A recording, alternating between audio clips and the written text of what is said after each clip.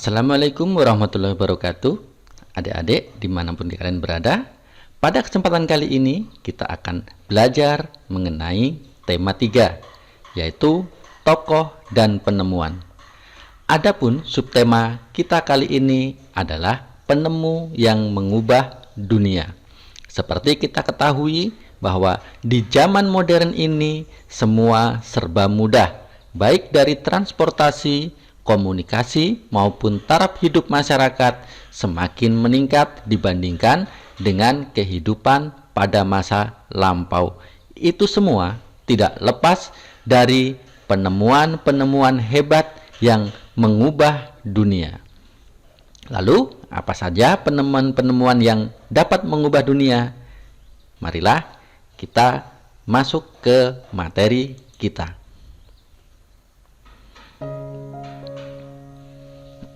Pada pembelajaran 1, muatan bahasa Indonesia, mengidentifikasi informasi penting dari teks eksplanasi. Apa itu teks eksplanasi? Teks eksplanasi merupakan suatu teks yang berisi informasi tentang suatu hal atau fenomena yang terjadi di masyarakat kita.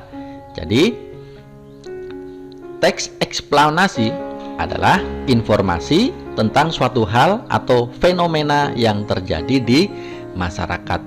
Contohnya, apabila hari ini kita semua belajar dengan cara jarak jauh, itu juga apabila dituliskan ke dalam sebuah teks, itu juga masuk dalam kategori teks eksplanasi. Kemudian terjadinya virus corona, apabila dituliskan juga termasuk teks eksplanasi, karena itu merupakan fenomena yang terjadi di masyarakat. Dan masih banyak sekali kejadian-kejadian yang lain yang merupakan bagian dari teks eksplanasi. Kita dapat menemukan topik permasalahan dan simpulan dari teks eksplanasi. Topik permasalahan dapat ditemukan pada kalimat utama dalam setiap paragraf. Jadi, dalam sebuah tulisan itu tentu terdiri dari beberapa paragraf. Dan dalam setiap paragraf itu merupakan atau terdapat kalimat utama dalam setiap paragrafnya.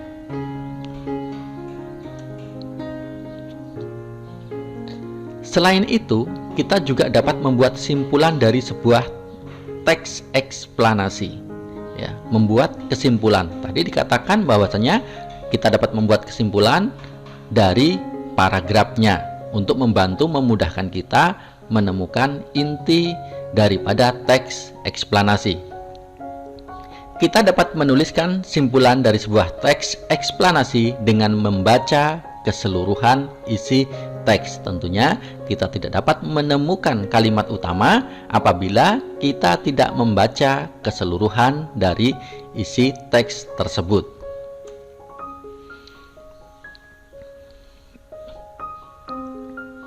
Menjelaskan informasi berdasarkan struktur teks eksplanasi. Kita dapat menemukan informasi dari teks eksplanasi dengan menjawab pertanyaan. Pertanyaannya seperti apa?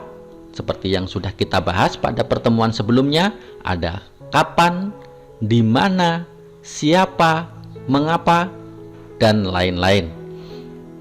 Teks eksplanasi bertujuan untuk memberikan penjelasan kepada pembaca mengenai proses terjadinya sesuatu. Contohnya, misalkan adik-adik belajar membuat tulisan mengenai teks eksplanasi yang terjadi saat ini, yaitu virus corona.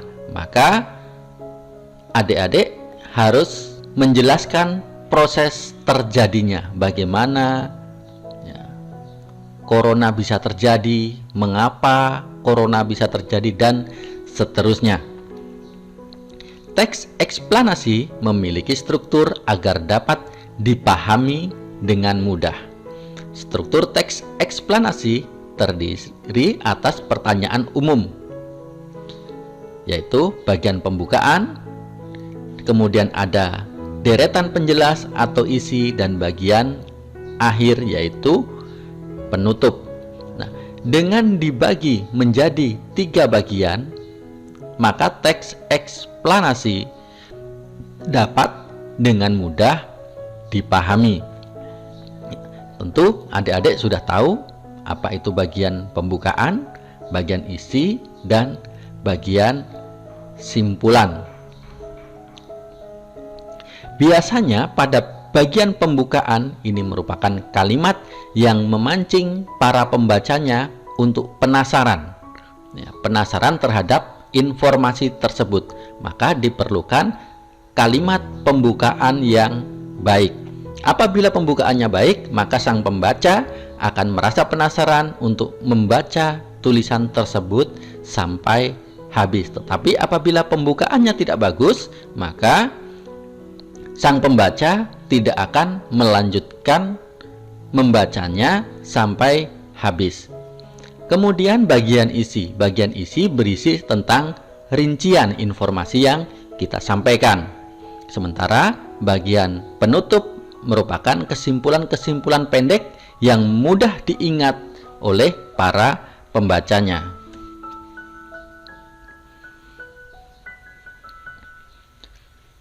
Bagaimana cara membuat simpulan dari teks eksplanasi? Yang pertama, struktur teks eksplanasi terdiri atas pembukaan seperti tadi, isi, dan simpulan. Yaitu kita dapat mencatat pokok pikiran dari setiap paragrafnya dalam bentuk kata atau kalimat dan menyusunnya menjadi paragraf yang padu. Seperti pada pertemuan sebelumnya, kita bisa menggunakan kata-kata bantu seperti apa, mengapa, di mana, bagaimana, kapan, dan seterusnya. Dari beberapa pertanyaan itu nanti kita bisa membuat atau menyusun kalimatnya menjadi kesimpulan yang baik.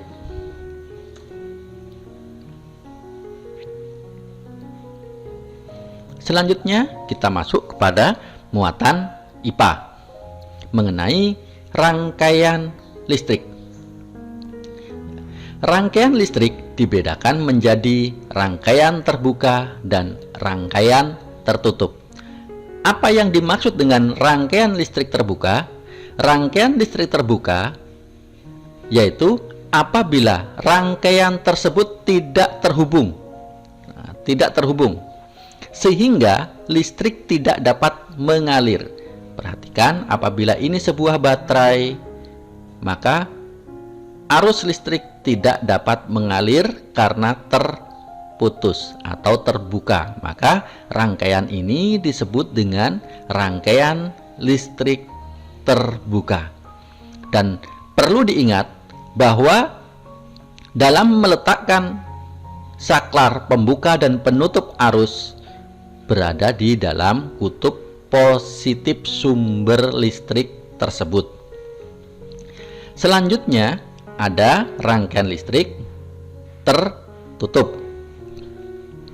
Rangkaian listrik tertutup apabila saklarnya terhubung sehingga arus listrik dapat mengalir dengan baik dan menyalakan alat elektronik maupun alat-alat yang lainnya.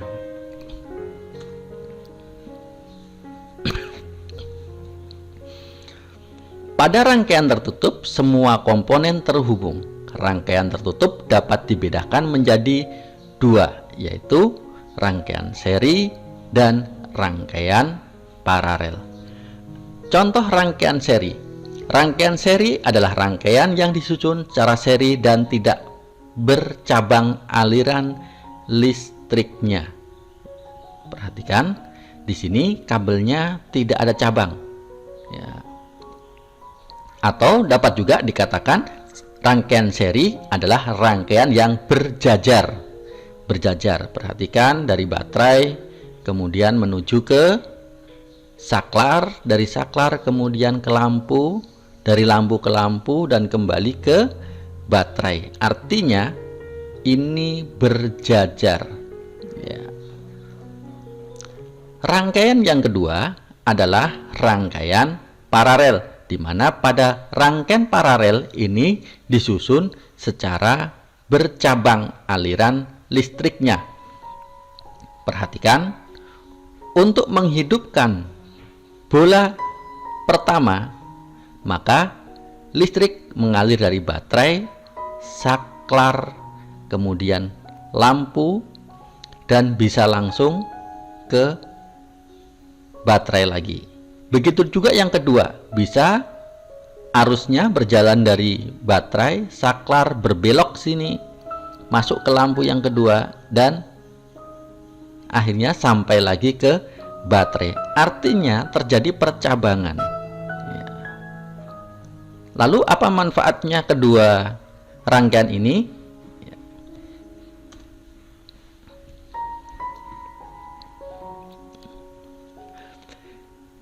Ciri-ciri rangkaian seri. Rangkaian listrik dipasang secara berurutan dan tidak bercabang. Jika salah satu lampu padam, lampu lainnya ikut padam karena aliran listriknya terputus. Perhatikan, apabila lampu yang ini padam, maka lampu yang ini juga ikut padam. Mengapa? Karena listriknya tidak akan sampai karena di sini terputus. Itu adalah kelemahan daripada rangkaian seri, walaupun ada juga keuntungan rangkaian seri. Apa keuntungannya? Tentunya dari segi listrik itu bisa sedikit lebih hemat. Mengapa? Karena sisa listrik yang dipakai oleh lampu pertama bisa kembali terpakai oleh lampu yang kedua, sehingga bisa sedikit lebih menghemat listrik. Tetapi sayangnya apabila satu lampu padam, maka yang lain juga ikut padam.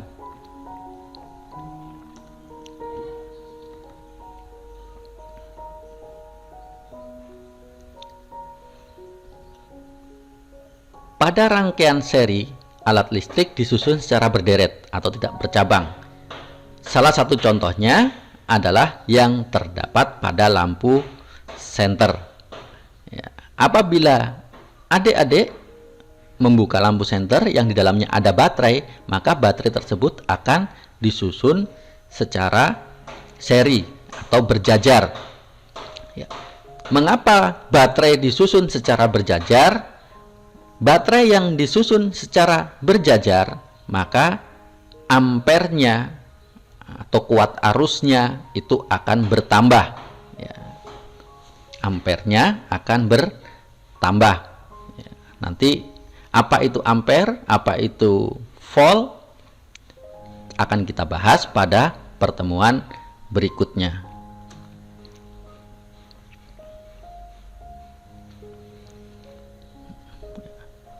Perhatikan susunan lampu seri berikut ini. Seperti tadi kita sudah bahas bahwasanya lampu seri apabila lampu yang pertama padam, maka yang kedua ikut padam. Rangkaian seri dapat digunakan pada senter dan lampu hias atau bahkan untuk yang lain-lain, tergantung keperluannya. Jadi kapan saatnya lampu tersebut disusun seri dan kapan saatnya lampu tersebut disusun paralel itu tergantung keperluan. Contoh lampu yang ada di rumah kita disusun secara paralel. Mengapa demikian? Karena apabila lampu dalam ruangan yang satu dimatikan, maka ruangan lain masih bisa dinyalakan. Bayangkan apabila rumah kita lampunya disusun secara seri, maka apabila ada satu saja lampu yang dimatikan, maka lampu yang lain juga ikut mati.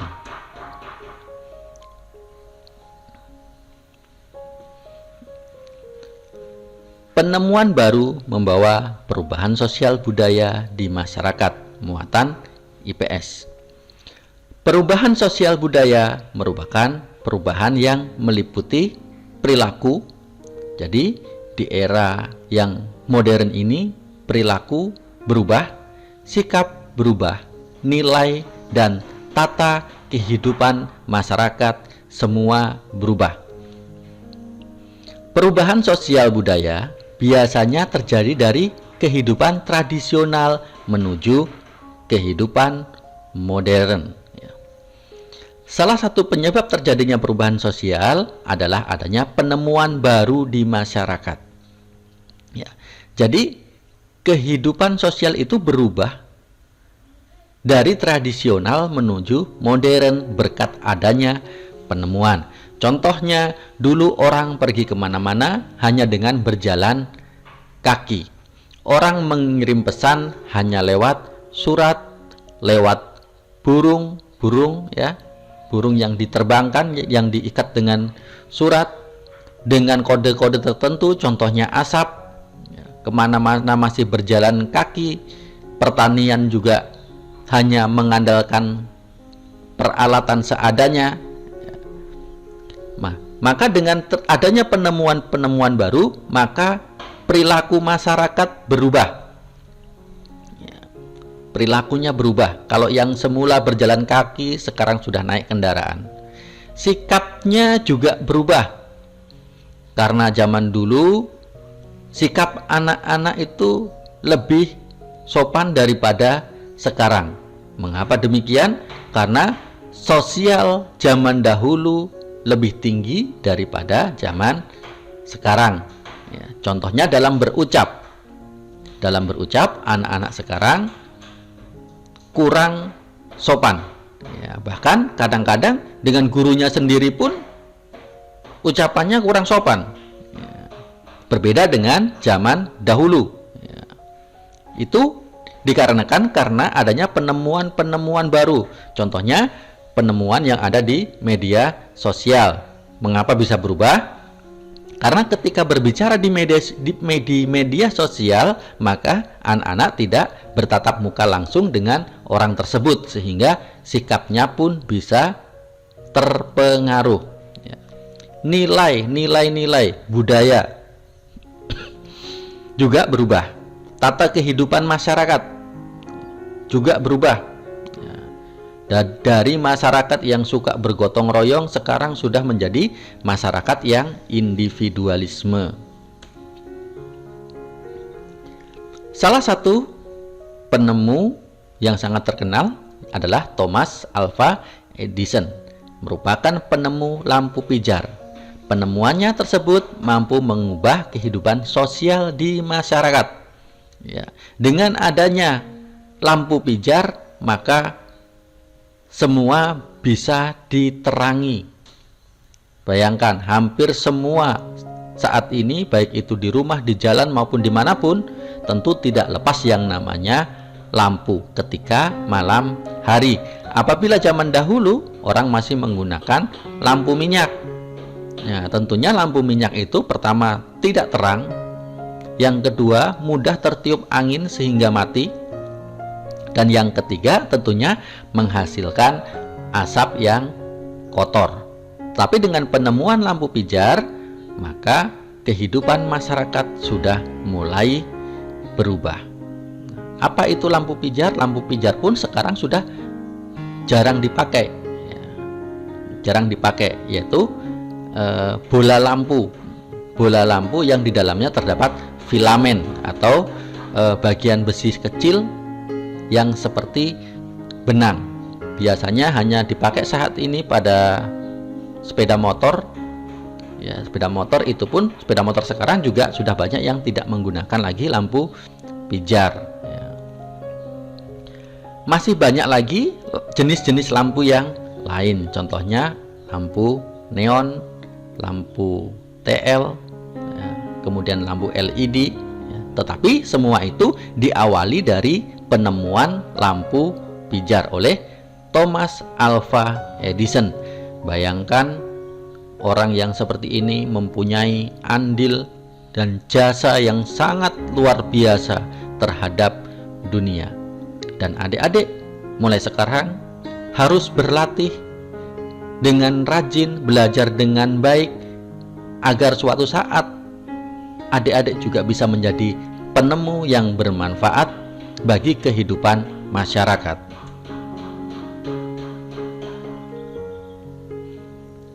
Pengaruh kemajuan transportasi terhadap perubahan sosial budaya.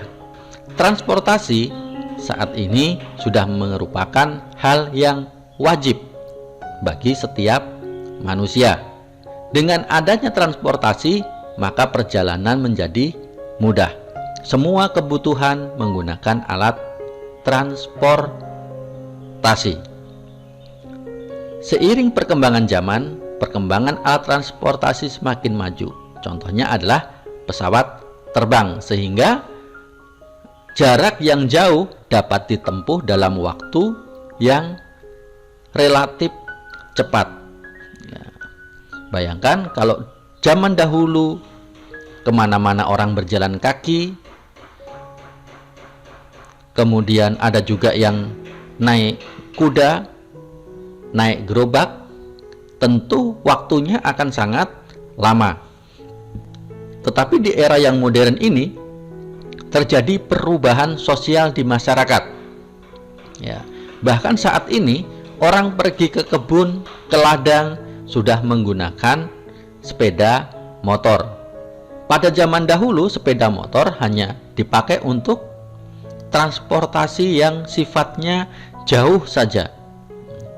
Pada awalnya ditemukan sepeda motor, bahkan hanya orang-orang tertentu yang mempunyai sepeda motor. Tetapi zaman sekarang yang serba maju ini, bisa dikatakan anak-anak pun sudah bisa mengendarai sepeda motor, karena alat transportasi tersebut merupakan alat yang wajib dipunyai di zaman yang maju ini.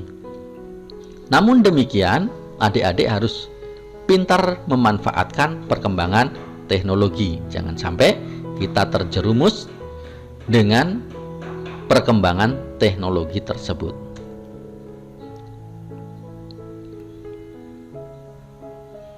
Selanjutnya kita masuk kepada muatan PPKN.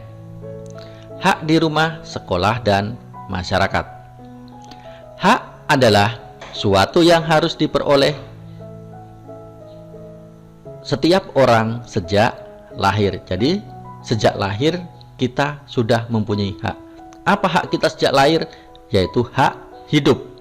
Ketika manusia dilahirkan, maka dia mempunyai hak yang disebut dengan hak hidup.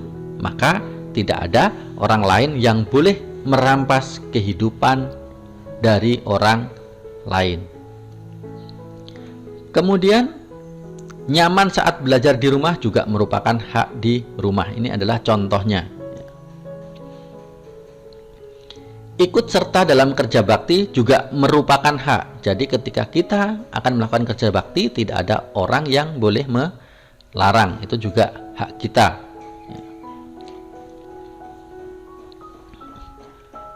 Lalu apa saja faktor-faktor yang mempengaruhi penggunaan hak yang di lingkungan rumah? Kemampuan ekonomi keluarga. Setiap keluarga mempunyai kemampuan ekonomi yang berbeda-beda.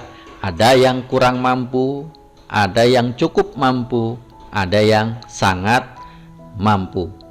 Ya. Kemudian ada aktivitas orang tua. Bagaimana dengan orang tuanya? Ya.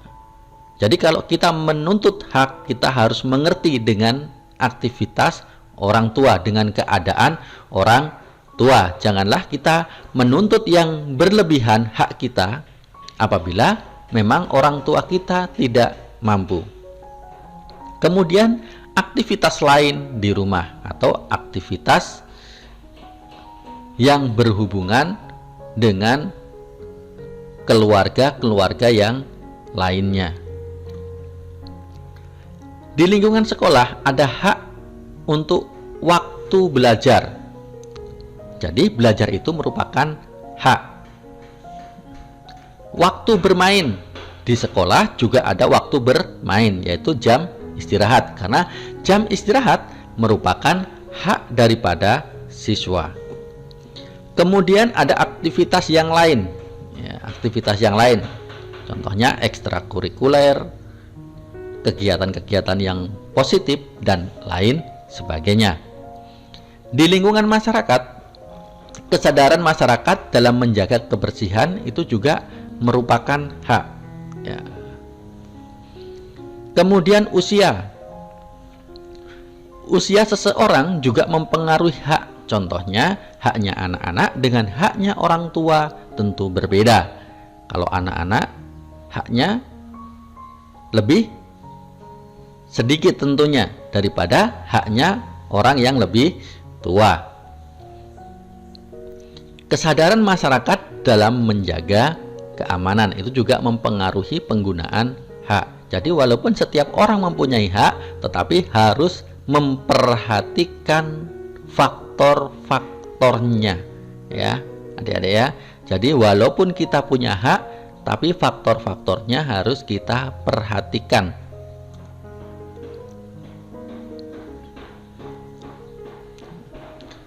Hak adalah sesuatu yang harus diperoleh setiap orang lahir.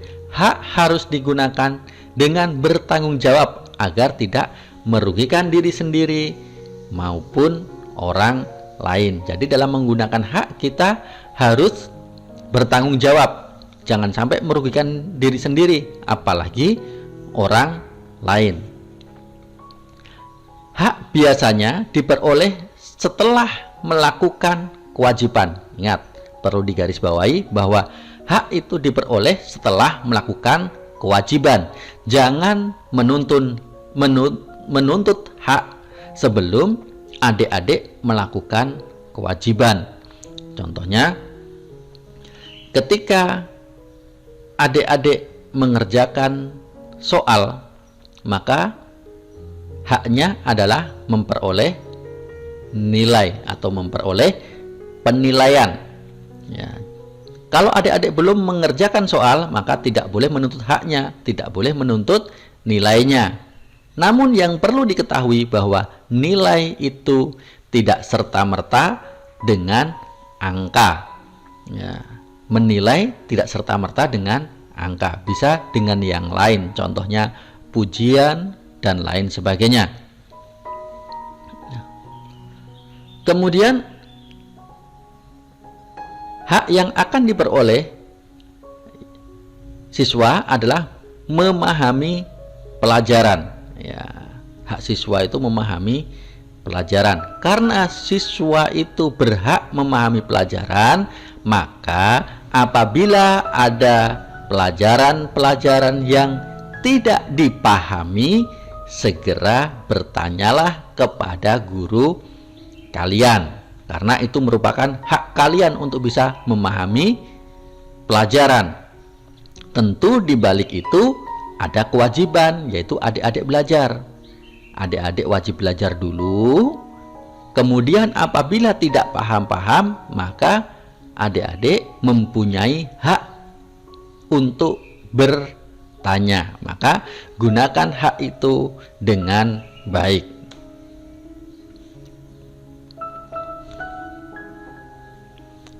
Contoh kewajiban dan hak yang ada di rumah. Kewajibannya adalah mematikan saklar saat listrik selesai dimanfaatkan. Itu merupakan kewajibannya. Sementara haknya adalah kita merasakan tagihan biaya listrik lebih murah.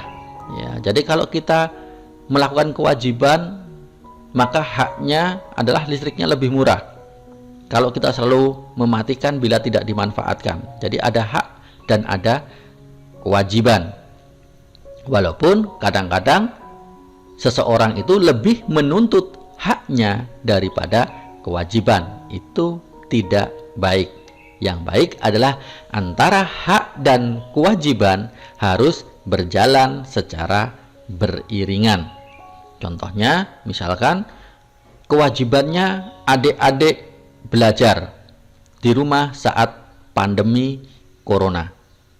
Kemudian adik-adik kewajibannya tidak dilaksanakan, tidak mengerjakan tugas, tidak mengerjakan instruksi bapak dan ibu gurunya, tugas-tugasnya tidak ada, maka adik-adik tidak bisa menuntut haknya. Apa haknya? Mendapatkan nilai yang baik, naik kelas, lulus, dan lain sebagainya.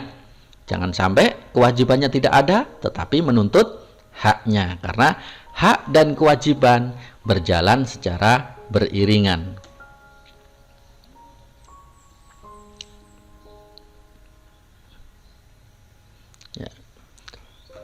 Manfaat menggunakan dan dampak tidak menggunakan hak dengan bertanggung jawab. Seperti tadi, hak adalah sesuatu yang harus diperoleh sejak lahir.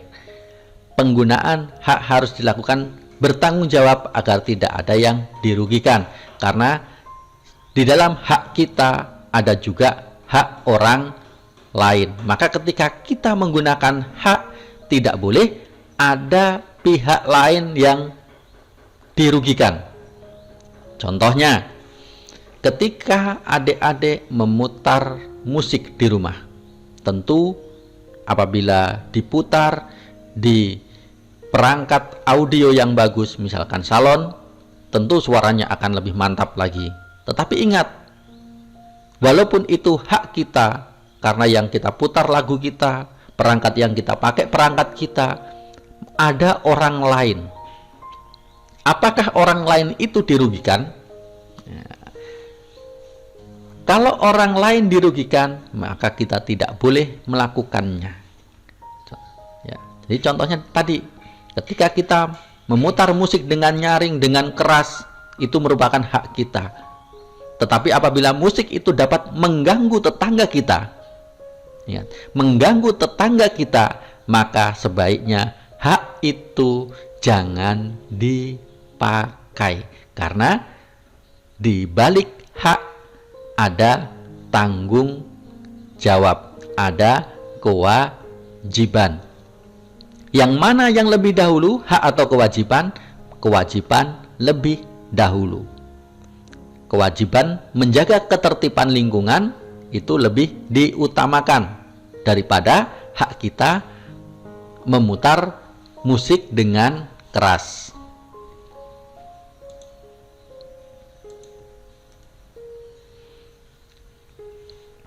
Mematikan televisi setelah menonton merupakan contoh penggunaan hak. Pemanfaatkan listrik secara bertanggung jawab. Ini biasanya yang sering kali dilakukan adik-adik di rumah. Ketika menonton televisi, kemudian pergi bermain, televisinya tidak dimatikan terlebih dahulu. Ya. Jadi adik-adik menggunakan hak tetapi tidak menggunakan kewajibannya. Ya.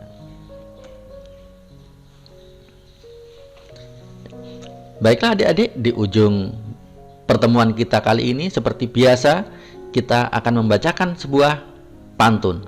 Mengapa kita membacakan pantun? Karena pantun merupakan warisan budaya dari nenek moyang kita yang harus kita lestarikan. Kecapi dipetik melantunkan nada, bersenar bambu, berkotak kayu. Hadapi tantangan dengan usaha, asah bakatmu, raih mimpimu. Assalamualaikum warahmatullahi wabarakatuh.